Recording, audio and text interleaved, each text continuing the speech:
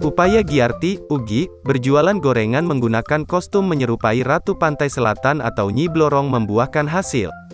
Kini omset penjualan naik 3 kali lipat. Alhamdulillah rame sekali ini sejak pakai kostum Nyi Blorong.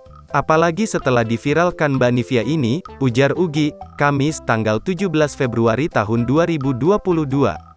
Kini dalam sehari, Ugi bisa menjual 500 hingga 600 gorengan.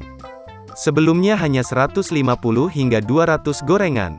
Gorengan yang ia jual merupakan produksi orang lain. Aku hanya menjualkan saja. Dari warung aku beli Rp400 dan saya jual Rp500 per satu gorengan.